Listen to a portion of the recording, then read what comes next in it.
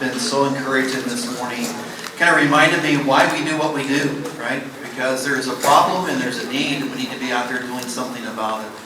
So before I jump in, though, and begin to talk about Hope Center Indy, I just think we ought to give the catering company a hand, man. Was that amazing? Wow, what a deal, guys. Thank you so much. Really loved it. And when it comes to all the speakers this morning, I just want to say, guys, man, we appreciate your heart, your passion, and everything that you're doing for the kingdom of God, for children, for victims. And so I just want to say, yay God, that you're out there and you're doing something for that. So let me just jump in. In the late 90s, I heard Tommy Barnett, who was the founding pastor of the Phoenix Church in Arizona, cast the vision for the first Dream Center in America. And so he was casting this incredible vision about people who would go to the highways and byways and to be the hands and feet of Jesus.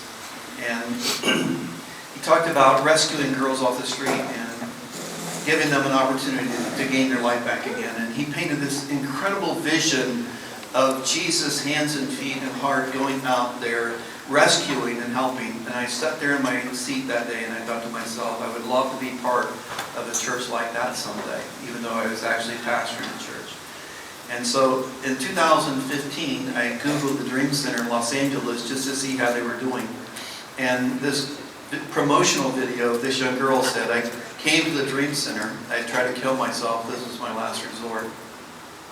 And when I came here, I found God. It's not that I know about God, I've experienced God. He's changed my life. He's given me a purpose for living. And as I was watching that video, I began to weep. Literally, I just began to cry over that video. And there was a couple of reasons why. One was the grace of God. I don't care who you are or where you've been. It will pick you up out of the miry pit, and He will put your feet on solid ground again. And the second thing was the Holy Spirit was saying to me, it's now or never. You're not getting younger. If you're ever going to create something like the Dream Center, you better step out and do it. And so I'd been at the church for 33 years. It was time to step aside and say, I'm going to do something to create what we call Hope Center Indy. One of the stories I love to tell is about a football player by the name of Hogan Horton. He played for Houston as an offensive lineman years ago. And on one particular play, he was hit so hard by a linebacker that was shooting the gap that they literally had to stop the game, bring out the trainers to check on him. And they brought the trainers out. The trainer was kneeling over Hogan, and he said, Hogan, are you all right? He said, I don't think so. He said, I think I'm going blind. He said, what do you mean you're going blind? He said, well, all I can see is just a little circle of light. That's it. And the trainer said, Hogan, you're not going blind. You've been hit so hard your helmet's on sideways, and you're looking out the ear hole. You know, one of the things that we found at the Hope Center is, for the most part, these ladies who come to our center have been hit so hard by life that they have lost their vision of what life could actually be. Matter of fact, we sometimes say to them, ladies, you need your wanter healed. You have to want to get better. You have to want to overcome your challenges. You have to want to do something with your life. And so in November of 2016, we took over this campus here, 210,000 square feet, 26 acres.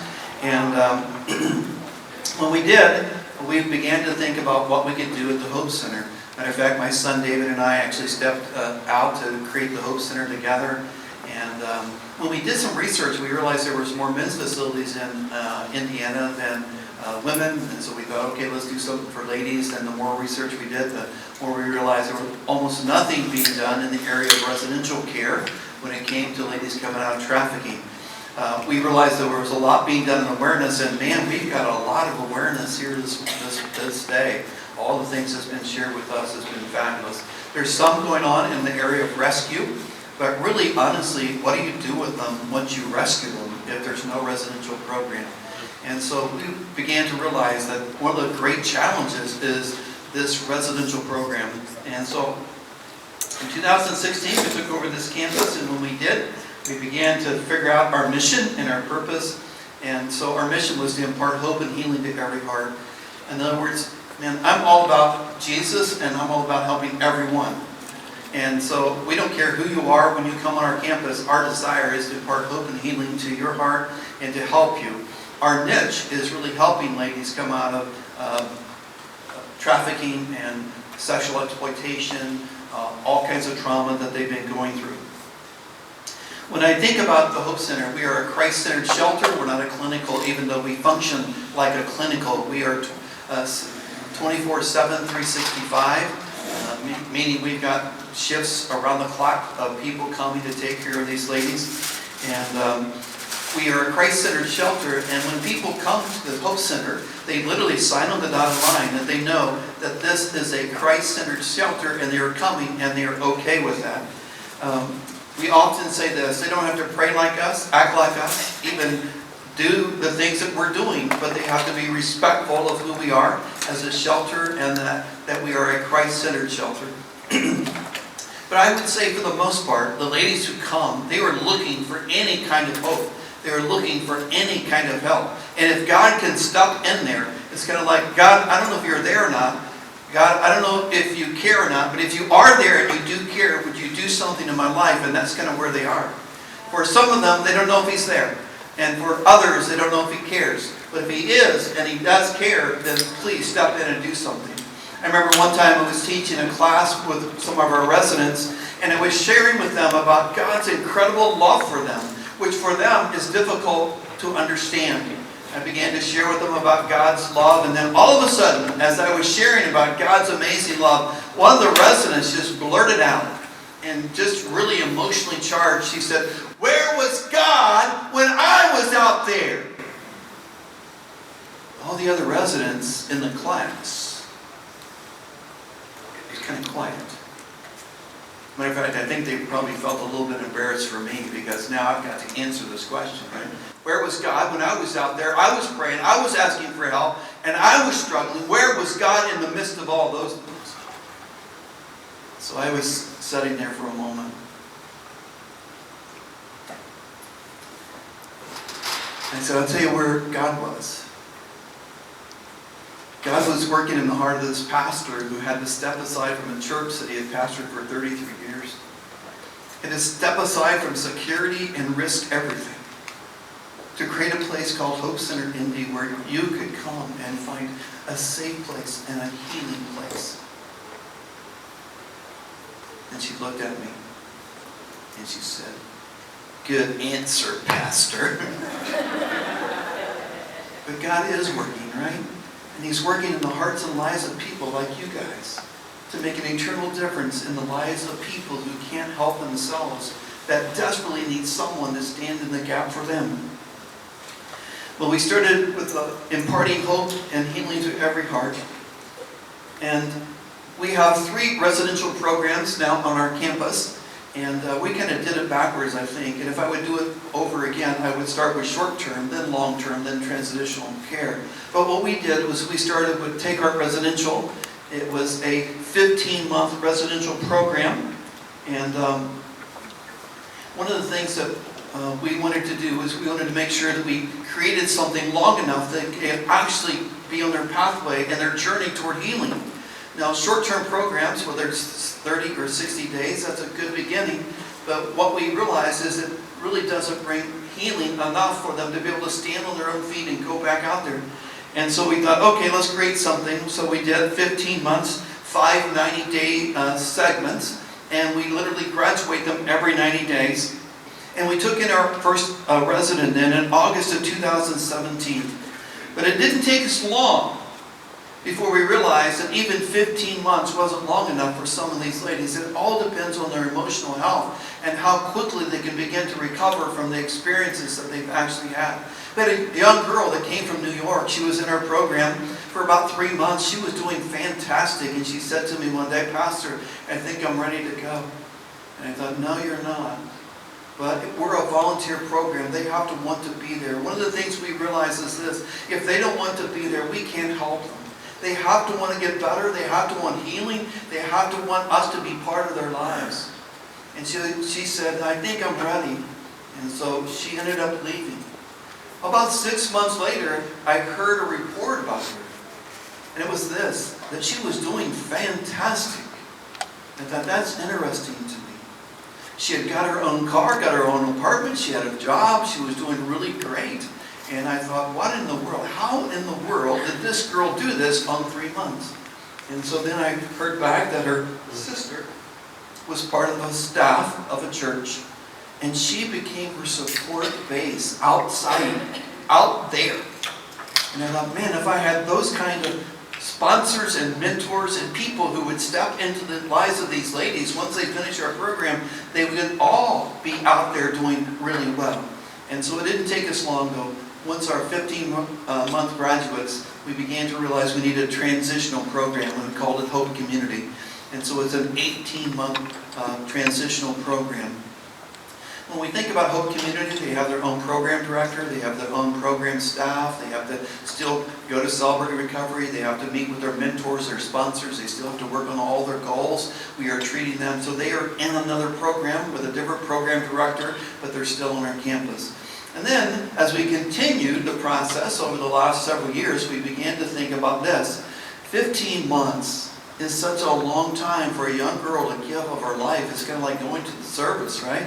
And so they couldn't hardly think about it. It was such a big ask on our part to come and be part of a program like that, that they would kind of shy back. So we said, man, we got to do something with short term. And so we created what we call short term. We call it Safe Nights. A girl can come on our campus and be there for 60 days, or she could be there for one night. It's up to her. But what we really wanted to do was open the door so that these ladies could come and see who we are and what we are doing. One of the things my daughter often says to me is this, Dad, we need to make their pimp a liar. He tells them, nobody cares for you. No one will ever help you. And all you're good for is what you're doing right now. And she said, Dad, if we can make him a liar, by that girl coming here, even if it is for one night, she will go back out there and she will say to herself, what he's telling me isn't true. There's people who care. There's people who will help me. I know of a place called Hope Center, India. I was there for a night or two. And those people, they were willing to help me. And so short term really is just that. We opened up short term. And let me see if this. In November of 2024. And so like I said, our heart's desire was to give away Safe Nights. Are you guys familiar with Tim Tebow's ministry? He does a lot with Safe Nights, one of the things that they do. And so we said, okay, let's just start bringing them in. And in the Indianapolis area, where we are just right inside the county, Marion County, Indianapolis, there's about 11,000 girls getting trafficked every single night on the web. And so there's a lot of girls out there that we're trying to bring in to a safe location and a safe night. So since that time, we've given away, since November of 24, over 1,000 safe nights. And so it's opening the door for these ladies to come and see who we are. And then our heart's desire is that they'll go into long-term care. And so since that time, we've had 5 ladies go into long-term care. And so we just keep praying, just keep showing up. We just keep loving them, letting them know that that's who we are, that's why we're there. As far as we know, there's only 2 or 3 other locations in America that have all 3 of these programs on the same campus. You have short-term, long-term, and transitional care.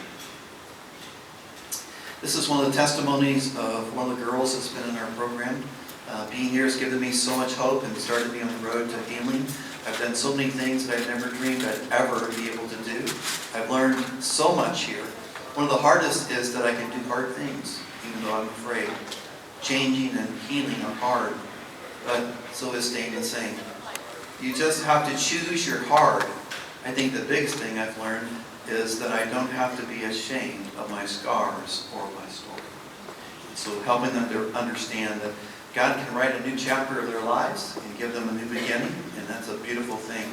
We offer residential accommodation 24/7, 365, case management, administrative assistance, support, access to medical assistance through community service providers. We do the Jane Pauley clinics in Indianapolis. Maybe you've seen Jane Pauley. She was a NBC reporter on the national news years ago. And then to get back to our community, I think we have about 11 or 12 Jane Pauley clinics around us. So we take them there. They also sign them up for HIPAA, which is the Hoosier Health Plan. So that really helps us to provide all the health needs they actually have. They do a complete physical for us. Then we bring them back to an emotional assessment. We also begin to help them with mental health support, including therapy and counseling. We have a Wellspring counseling service that is a Christian-based counseling service near us, and we use that. Access to education, training, and life skills, economic empowerment and opportunities, connection to legal assistance and support. One of the things that we started doing, we finally said, hey, unless you're here a year, we don't start any legal support. Right? They want to get to sponge their record and all that stuff, and we want that as well. But if they're only going to stay 3 or 4 or 5 months, man, you can spend a lot of money on legal services, and then all of a sudden they're not with us anymore. So we say, be here, graduate, we'll definitely work on those things. When we first started, my son David and I thought to ourselves, what will it take for a girl to go out and be successful? We wanted her to get back on her feet, go out, be successful, and we came up with what we call the Plan of Hope. The Plan of Hope is 5 pillars. And so, because we're a Christ-centered refuge, of course, we realize that the spiritual to us is just as important as the physical and the emotional. And so we began to let them understand that because we're at a Christ-centered refuge, you have to go to church on Sunday.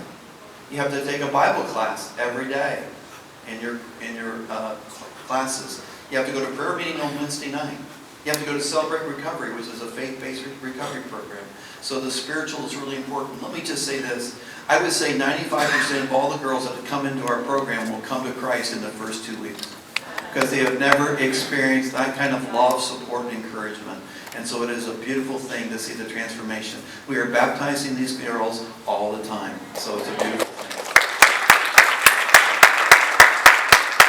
Another area is education and career. We wanted to make sure, what can we do? About half our girls don't have a high school diploma when they come to the program. And so we began to work with them to help them to work toward getting their certificate of education for the state of Indiana. And if they do have a high school diploma, we have online platforms with Indiana Wesleyan, Bethel University, as well as Marian University. There's online platforms they can begin to take some classes. One of the first girls in our program, she took a full load her first semester at our center, and she pulled a 3.87 on her first day. Sometimes they just need opportunity, and they can really flourish. So career and education, we often say this, you have to do something at the Hope Center. If you're not wanting to do something in education, you have to do something in career. And we often say this, fill in the blank. I always wanted to be. I always wanted to be what? I always wanted to be a nurse. I always wanted to be a teacher. I always wanted to be. And they'll fill something out. And then we say to them, well, what do you think your first step is? Well, I probably need to get some education or training. I need to do something in that area. And so we say to them, we are here to help you to accomplish your dream, your purpose. The Plan of Hope is your plan. Put it together and we'll do what we can to make that a reality for you. When it comes to wellness, as I mentioned, we take them to the Jane Pauley clinics, and that's the first thing we do. Then we bring them back and we begin to assess them emotionally. And so when it comes to the physical, we also have a gym on our campus, so we encourage them to work out. It's kind of like all of you guys. You have all that equipment at home that you use for your laundry or whatever you do to hang on. And we tell them, ladies, you have to use the equipment. It's up there for a reason, right? So trying to help them in that, or even learning about eating habits, because they've been eating at 7-Elevens and all those kind of places, and learning about nutrition, and so that's a big area as well. Counseling and trauma recovery, working in these different areas when it comes to these programs. When I think about trauma and just these different areas, we do art therapy, we do sewing therapy, we do horticulture, we do a lot of those different things to just try to say, man, where's your passion? Where can we land? Do you have an island for us to land on? Because we want to see if we can help you.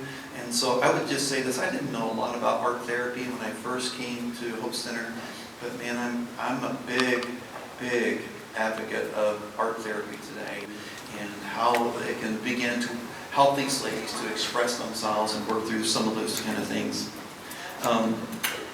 When I think about the trauma, we often say this, and I think it would be true, that we work at the Hope Center with the most traumatized people on the face of the earth, and that's true. They haven't been raped once, they have complex trauma, multiple rapes, and all kinds of heartache and suffering that they have gone through. They have drug addictions, they have eating disorders, they have self-harm, and some of the ladies have all the above. One of those areas will destroy your life. Not four, one. And so when we say to you, we are working with some of the most traumatized people on the earth, we really are. And we had this one girl, she came to the center, and when she was sold at the age of 3. It was sold for 20-some years. And when she first showed up at the center, I would see her in the hallway, and I would walk by her, I would speak to her, she would never speak to me. She would never look at me. She only looked at the ground. And for a whole year she was at the center, she never looked up. Our 15-month program, which was Take Our Residential, other slide, took her 3 years to get through that. 3 years. And then she moved on into Hope Community and began to do well there. Today, she would not only speak to you, but she runs the cash register at one of our businesses, and she will look right at you and she will share with you. And she works in our social media department, and we are so grateful for what God has done in her life. But sometimes we just don't understand the incredible challenge that these ladies have and all the pain and hurt that they're trying to overcome. So wellness is a big part of who we are. Financial literacy, man, when it comes to these ladies, they don't know anything about money. They've earned money, but they didn't receive it. And when it comes to that area, financial literacy and money is a trigger to them. And so we do 5 core classes. So it's like 101, 201, 301, 401, 501. The first 2 classes, 101, 201, when it comes to financial literacy, is written by a survivor.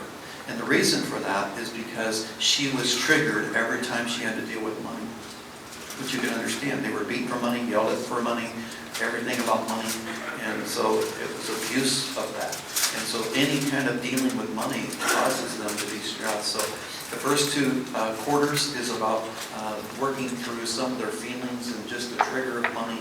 And we help them to begin to open up their own savings account, their own checking account. At the Hope Center, it is our goal for every girl to come free. Not one girl has paid anything to be there since 2017, which is miraculous.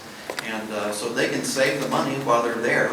They don't always, but they could save it all.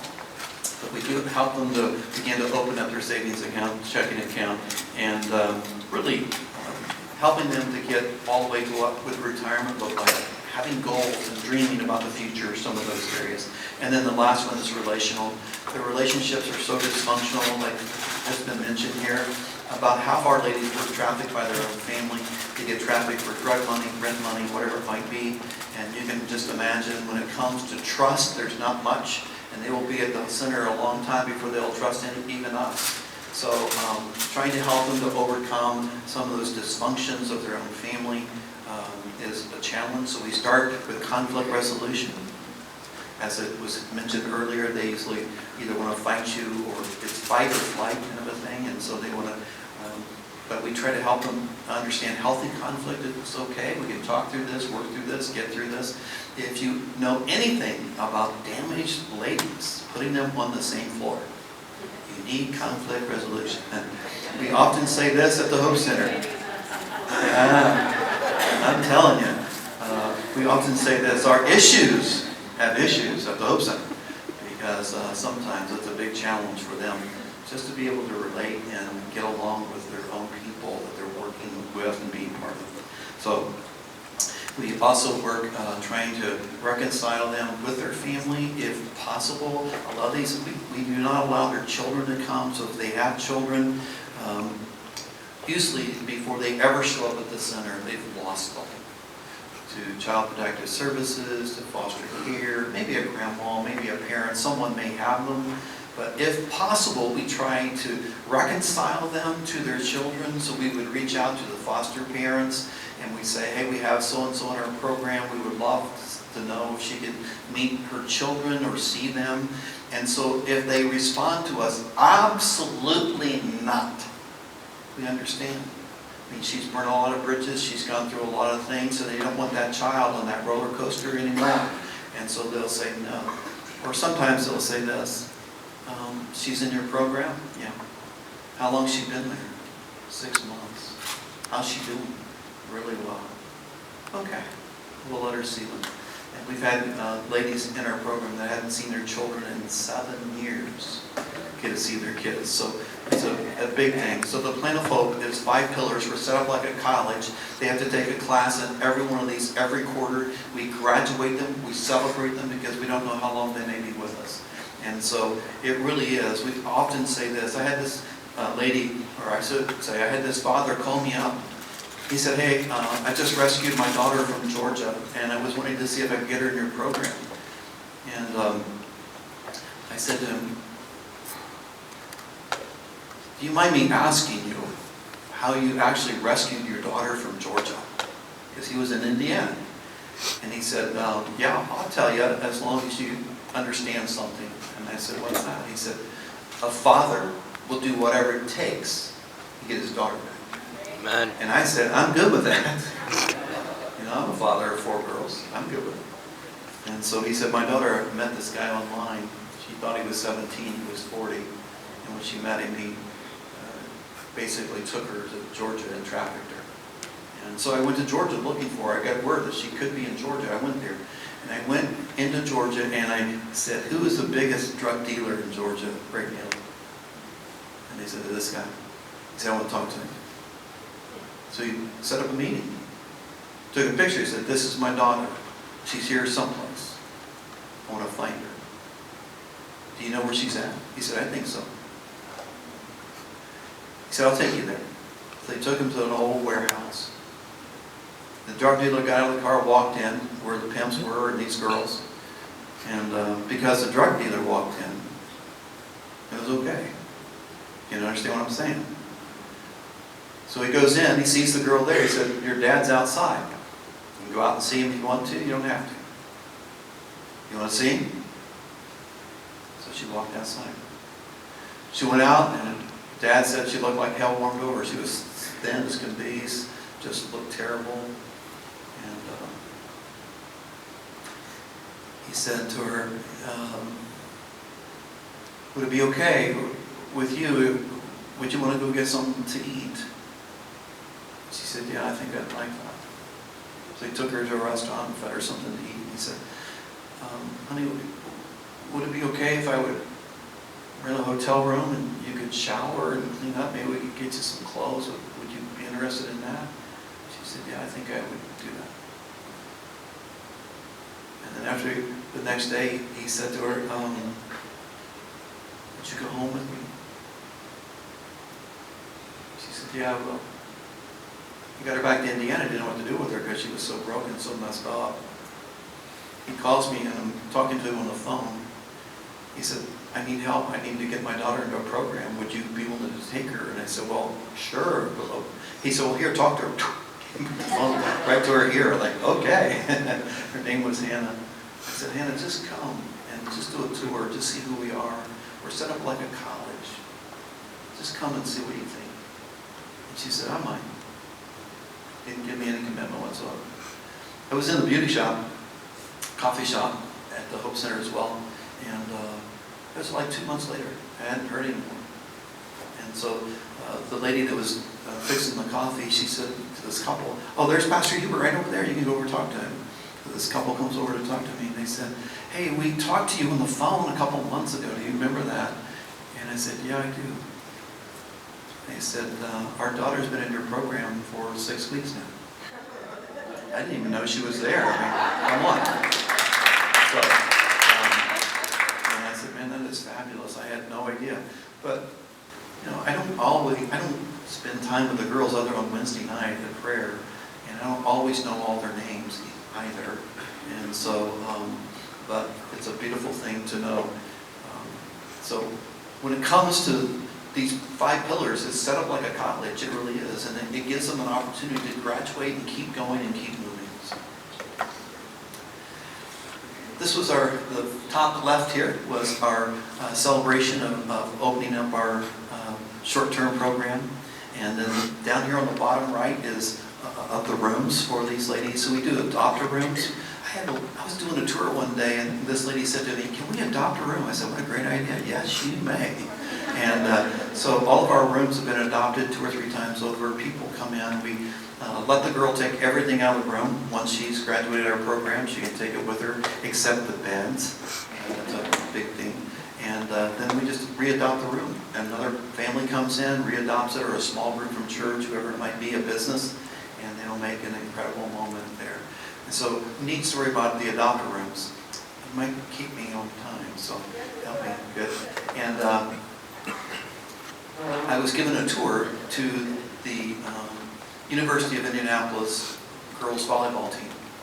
And so they were there doing the tour, and I took them into this one adopter room that was finished. It was beautiful, and I was just showing them the room. And so as I was showing them the room, all this conversation just started around this room like this. I thought, I'm trying to talk here. You know, they're all talking to each other around the room. And so finally, when I paused for a moment, one of the girls said, "Coach, you mean you and your wife did this room?"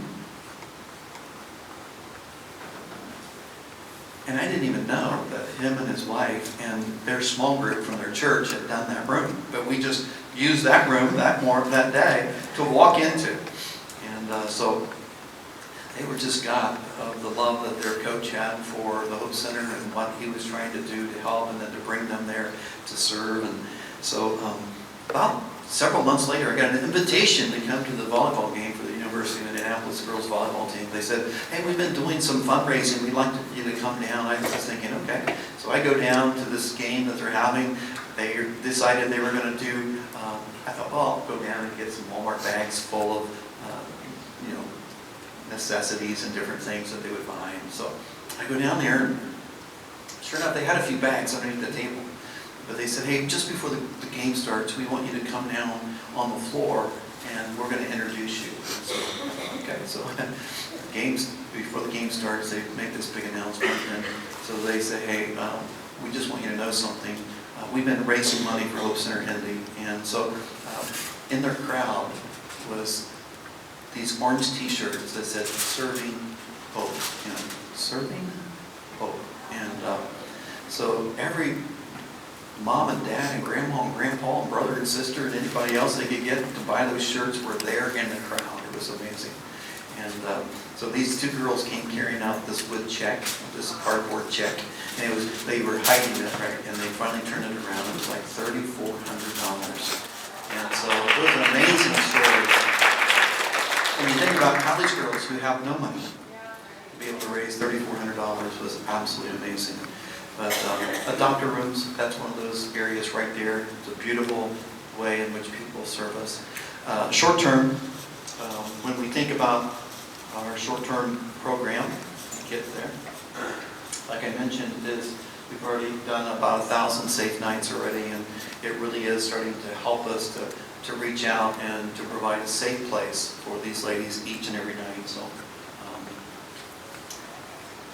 And even on transitional housing, when we think about that, another testimony. Hope Community has been a safe haven. God has covered this place with safety, peace, and a calmness that you can only receive from the Lord.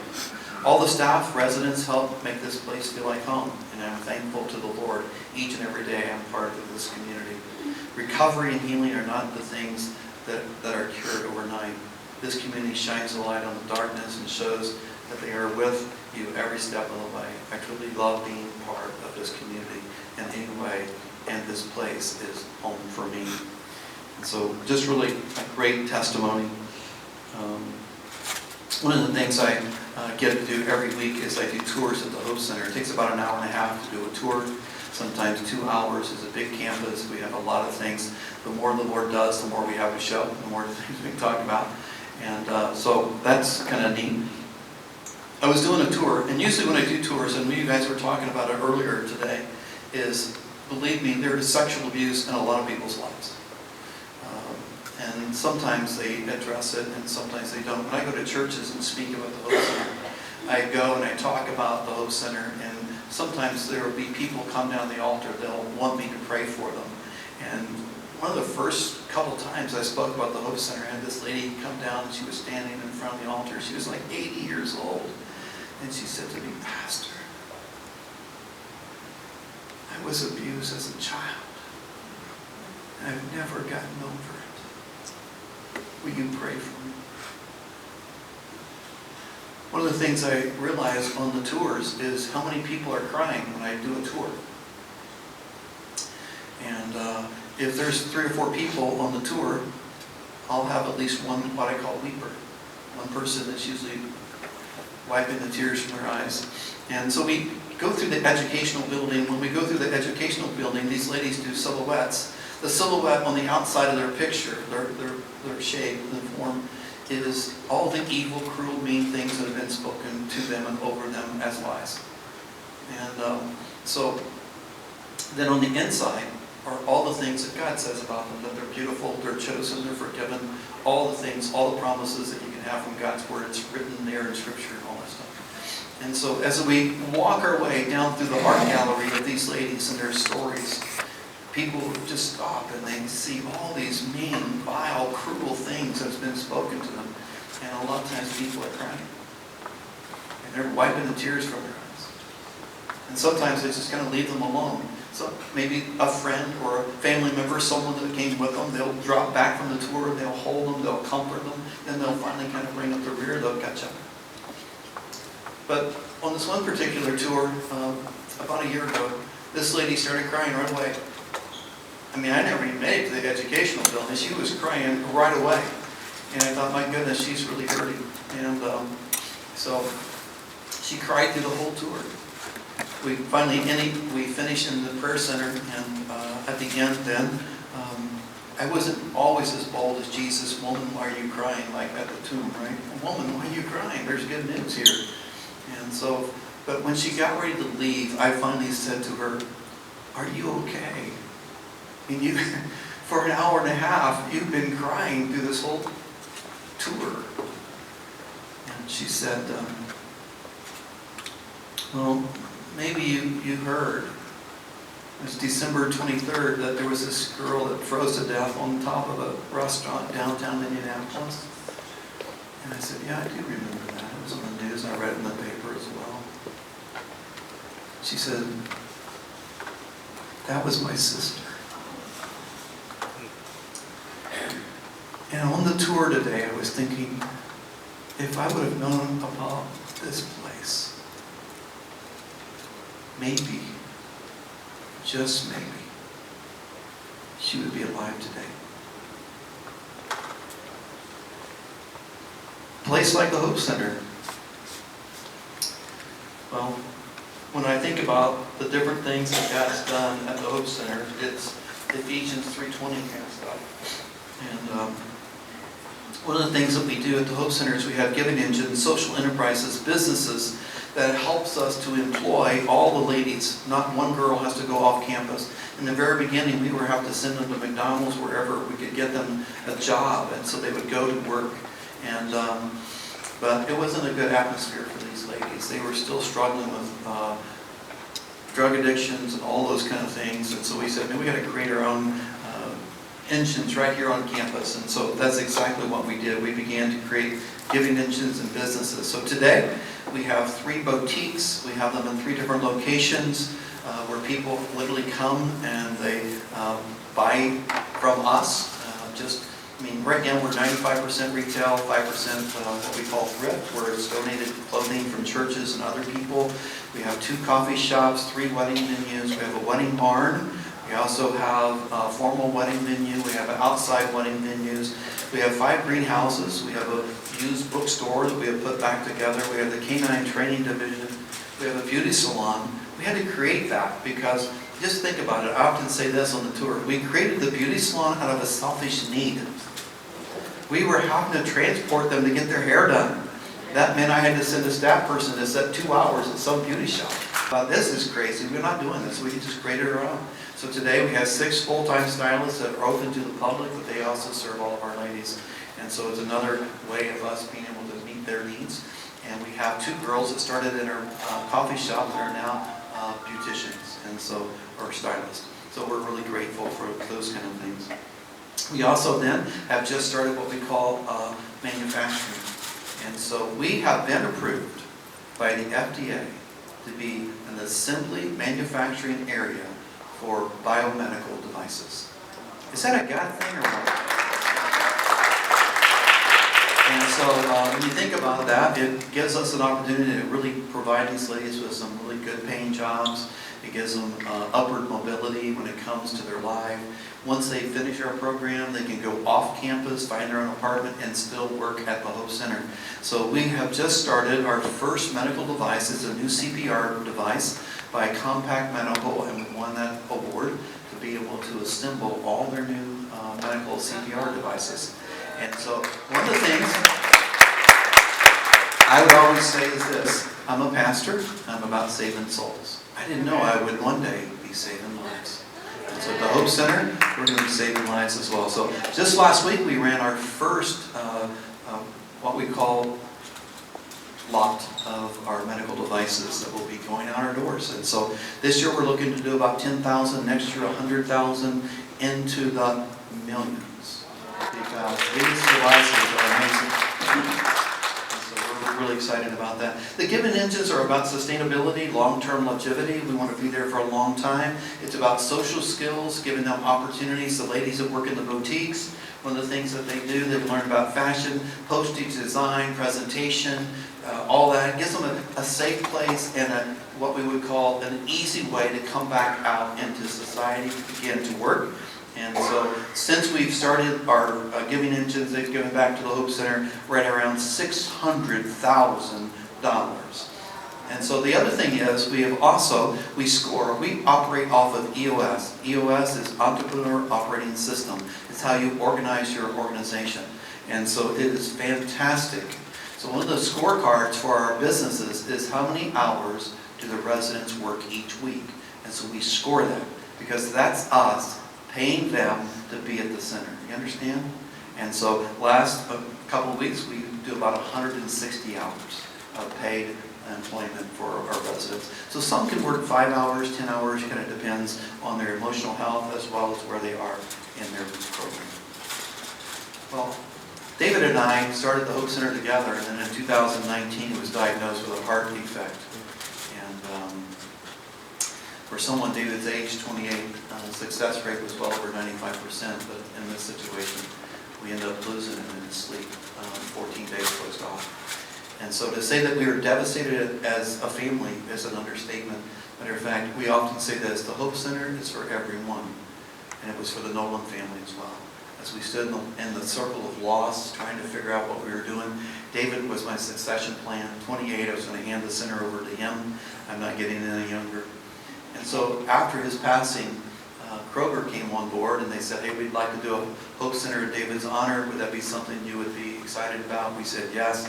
They donated a nice gift in the very beginning to buy refrigerators, freezers, shelving, and all that. And then we began to continue to grow the food pantry. Food Pantry Impact in 2024, we served 20,000 meals. That's meals served at the Hope Center for servants, residents, and all those many people, volunteer people coming through. We served 10,034 families, or 41,600 people, and we gave away 773,000 pounds of food just last year. So pretty amazing. I guess when I'm saying about the Hope Center is the Hope Center is more than just trafficking, because we have all these other ministries that just kind of keep springing up, and it's kind of becoming more and more like a dream center, even though our niche really is, or niche, whichever way you want to say that, is all about survivors. Since we opened the food pantry in 2020, we've given away 4 million pounds of food to our community. You can kind of see the line there. That's the line wrapped around our building. About 250 families every Thursday night coming to receive food. One of the reasons why we want to make sure we have food for the community is because when it comes to survival, a lot of times people can get trafficked just because of food, right? So trying to take away that, working in those different areas.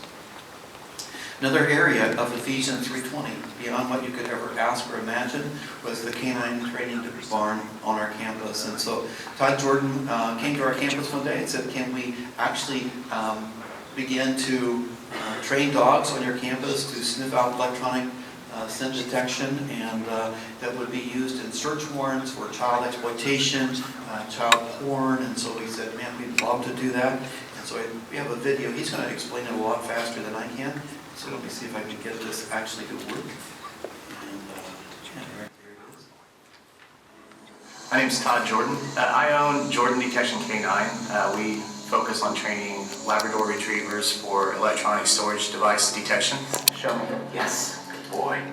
We're in the training barn right now for the K9's electronic scent detection dogs, and we're in a large training room down here, and then upstairs there are 3 or 4 different rooms that are set up to simulate what a real search would be like in a home. They look like bedrooms or sort of a kitchen area or dining room areas, things like that, so the dogs can have real life scenting opportunities. These dogs are trained to go into search warrants for child exploitation, human trafficking, and they're trained to come in and find electronic devices such as micro SDs, SD cards, thumb drives, anything that people can store media on. That data really is the key to prosecution. We cheer every time we hear that there's been a child rescue, we cheer when there's an arrest, and it's all because of that data. So the dogs are trained to hit on a chemical that's in the process of manufacturing the micro SDs, and it's called TPPO, and that chemical is in every electronic storage device. Micro SDs can hold a terabyte of information, and if you think about that, that's about 200,000 images or videos that can be held on this little tiny device. Something that investigators would be easy to miss inside of a search warrant, especially if it's like a hoarder house or anything like that. It's turned in bigger than what I thought it would. It was just, instead of just being a canine training place, now we're bringing in the survivors, and they're actually being a part of the training, and they have an invested interest in what we're doing.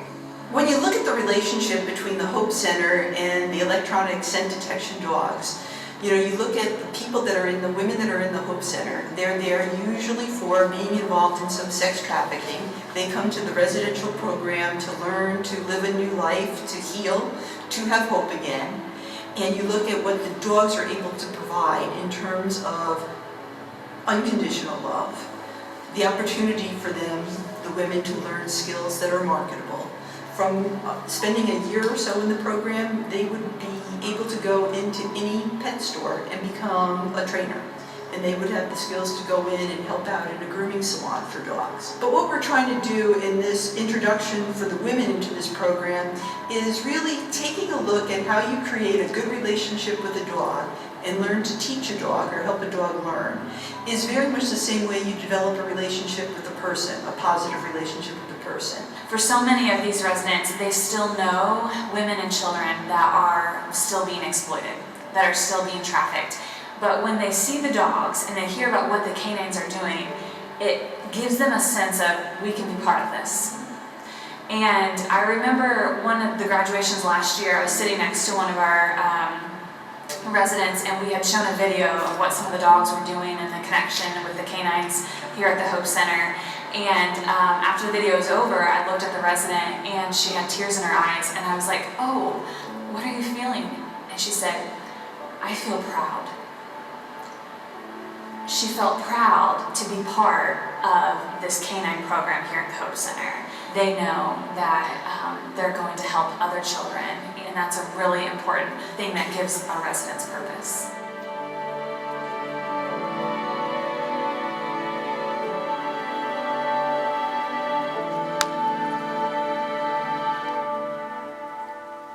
So when it comes to the canine division, we now have dogs in 48 states. We have them in 8 different countries. They are rescuing a child every single day. Every day, a young child is being rescued. They're making not just 2, they're making 3 arrests a day now. And we have trained 229 dogs, really moving up to 240 here beginning next month. So it's amazing to us what God has done, the doors that He has opened for us to be part of child exploitation in this way, trying to train these dogs. What they're accomplishing is absolutely wonderful, and so really great. We were doing, usually on the graduation of the dogs, we train them every 90 days, and then we graduate them. We bring handlers in from all over the U.S. They come in and they receive their dog, then they get 2 weeks of training before they go out to start doing search warrants with that dog. And, so we were at a graduation. We had a new resident that just came, and she was standing back in the back of the room, and she was crying. And I could tell that there was some other staff that was kind of around her, just trying to give her a little comfort. And so I thought, well, no doubt we triggered her. Either all the law enforcement and the dogs, the guns, police cars, whatever it might have been. I mean, sometimes we realize that anything can trigger them, from a smell to a sound. So we just try to work on that and work them through that. But I could tell that she was pretty emotional back there. And so finally, when it was all said and done, those staff people came up to me, and I just finally said to her, I said, hey, did we trigger her this morning? What was going on there? And she said, no. She said, this morning she realized that her and her sister were saved by a dog, trained at Hope Center. And so it's kind of neat how it's kind of coming full circle, where God's taking these dogs out, they're rescuing someone, and they're bringing them back and being part of who we are. So really grateful for that. On Todd's side of the barn, you saw the inside where they have it all set up for training and some of those kind of things. On our side of the barn, our side is just as large as his and just as nice. We have a kennel as well. And our desire and goal is to begin to raise puppies and dogs for him to hand off. He needs to buy about 50 dogs a year. He doesn't do just canine detection. He also does Secret Service, some of those different areas. And so we've been, for almost 3 or 4 years, wanting to be able to provide him with new dogs. And so ministries like Light in the Darkness that goes to strip clubs every single week. They're in every strip club in Indianapolis trying to reach out and love on these girls. Or Sweet Aroma, which is a ministry that sex texting. They text girls that are trying to be bought and sold on the web. And so we just got our first girl last week from Sweet Aroma, where they were texting her and talked her into coming to get help. And if you would have said to me, do you think you'll have those kind of ministries? I would have said, I couldn't have never dreamed of them. If you would have said, what about someday you'll be saving lives with a medical device? I would have said, I couldn't have dreamed of. What about canines on your campus and a barn being built, and all these dogs being given away to law enforcement? I would have said to you, it was beyond anything I could have ever hoped, dreamed, or imagined. And that's what God does. God wants to take just a little bit of our obedience, and if we will step out, take a risk, do something for Him, He will begin to take over. We just have to get out of the way and let God be God, right? And so, man, I know Lynn's heart is to be able to create something here in northern Indiana. I would love to be part of trying to help do something like that as well. There's shelters around, but believe me, there's a need for more, and the need is great. And so one of the reasons we started short term is because of the need being so great. And part of the people saying to us across America is, we can rescue a girl, but we don't have any place to send her, so can you open up a short term ministry? So that's what we've done. Thank you for letting me share. Lord bless. And,